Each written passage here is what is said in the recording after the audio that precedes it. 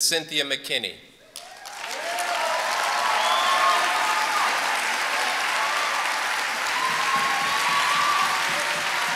Hi. Thank you all very much.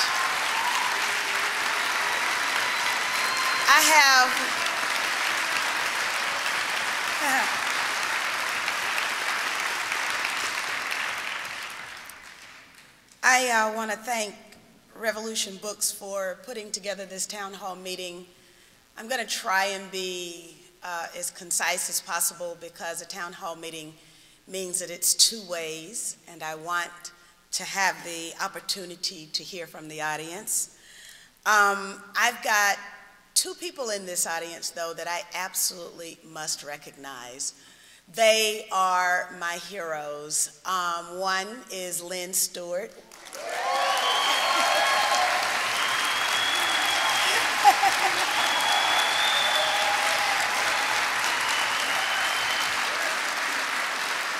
And the other is Luke Rutkowski. Yes, stand up, Luke. He's with 911 Truth.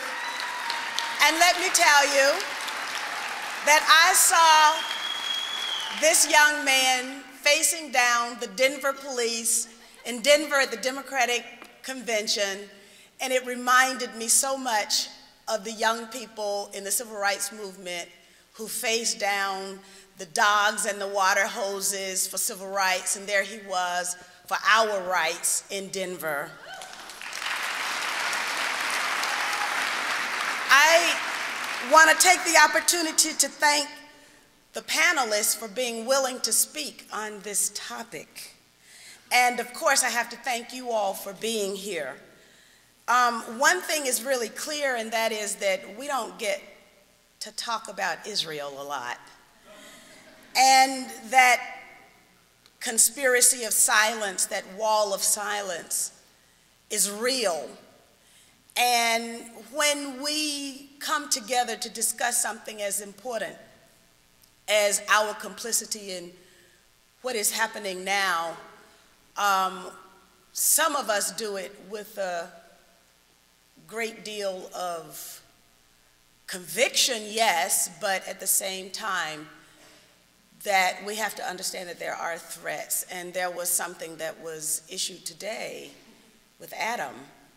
And so there is a price that all of these speakers today have paid because they're willing to speak on a topic in which silence is encouraged.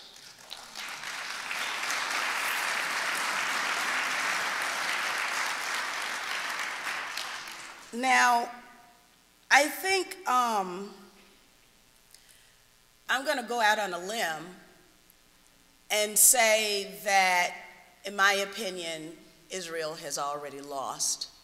This war that it's waging to the bitter end, it's already lost because we're here and we're talking about it. And people all over the world have been repulsed by the pictures that they have seen of what's taking place in Gaza with the white phosphorus, the cluster bombs, the bunker busters, the tanks, all of this, of course, aided and abetted by our own government.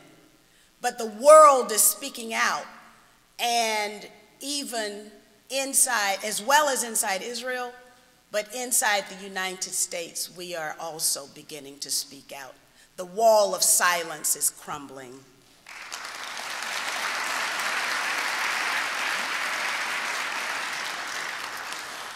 One other problem that we have is the fact that we've got 535 members of Congress and only 5 are willing to represent the values of the people of this country.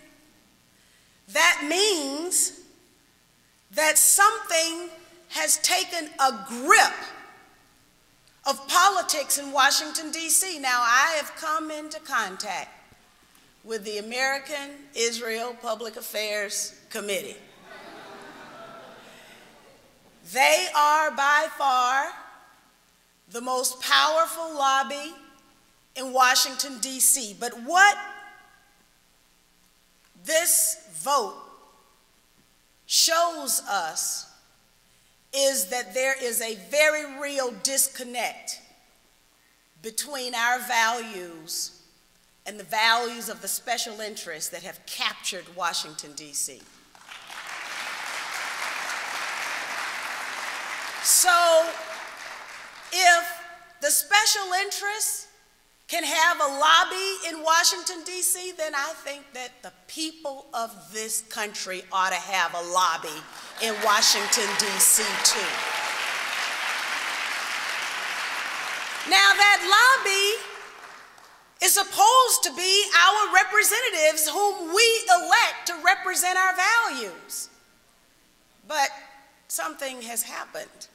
So I had these t-shirts made that say, "Dignity, a movement for peace and justice." And I propose that dignity become the people's lobby in Washington, D.C.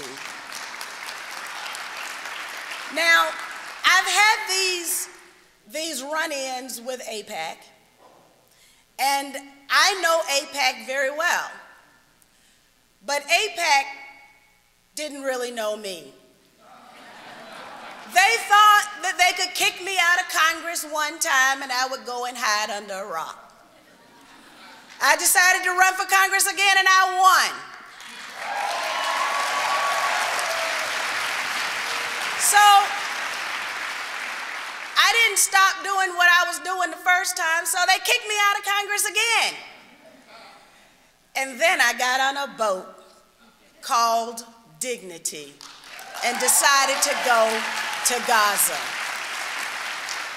Now, one of the co-founders of the Free Gaza movement called me maybe one day or so after the aerial bombardments of Gaza began, with as many as 250 sorties in one day.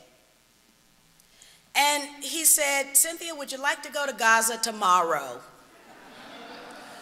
So I had 24 hours to decide whether or not I was going to risk my life on a pleasure boat. It didn't take me 5 minutes to say yes.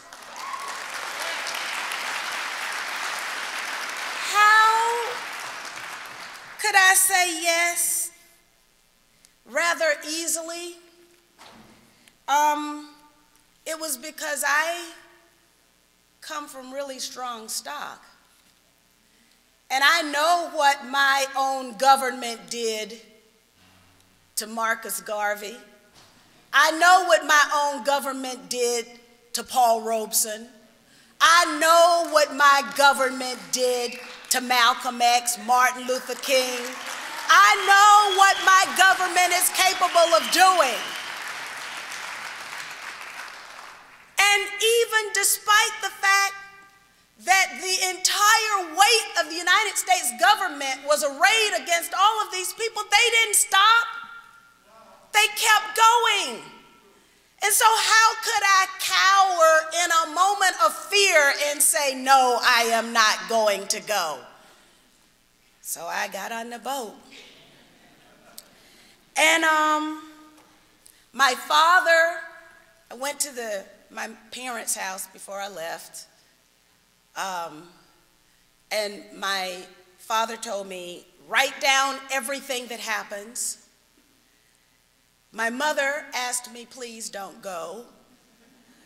And then my father said, "You're going to be sitting ducks." So I arrive in Cyprus, and there's this wonderful pleasure boat, 66-foot boat. And of course, I'm not a boater. I'm not even a swimmer. I don't even know how to put the life jacket on. And so we're out there in the sea, and all of a sudden, the Israeli warships, there were 3 of them, and they began to follow us. And they trained their spotlights on the boat. And they would come up really close, and then they would fall back. And we'd think, well, we're safe now. And then they'd come up really close again, and then they'd fall back. And then they came up really close, and then all of a sudden, it went pitch dark. We're in international waters, and all of a sudden, we all are flying everywhere. The boat had been rammed 3 times, twice in the front, 1 on the side where I was sitting. There had been no contact at all from the Israeli Navy until after the ramming, and then they called us terrorists and said that we were engaged in subversive activity. We had 3 tons of medical supplies on our boat. They lied and said that our captain was trying to outmaneuver them and crashed into them, and that their warship was damaged by our pleasure boat. And incredibly, CNN had placed a journalist, a real journalist, on the boat with us, and he is, in the midst of all of this, I hear him arguing with CNN because CNN wants to tell the Israeli disinformation rather than tell the story that he wants to report. That's what CNN did. Al Jazeera was on the boat with us, 3 reporters. One of those reporters was Sami El-Hajj, who had been in Guantanamo for 6 years for no reason other than he was a reporter with Al Jazeera covering U.S. activity in Afghanistan. Al Jazeera treated the entire voyage from Cyprus to eventually Lebanon as a breaking story with 24-hour continuous coverage. And so, unbeknownst to the Israelis, we have not only the facts of our witness, but we also have the Al Jazeera tapes. Legal action is being prepared now against Israel for what they did to the dignity. But we have an opening now to tell the greater American public the truth about the activities of our government, what goes on in our name with our tax dollars, and how we can stop it. And the one thing that I would ask of the Congress and of our president-elect is that we don't need to send not one more dime and not one more bomb to Israel.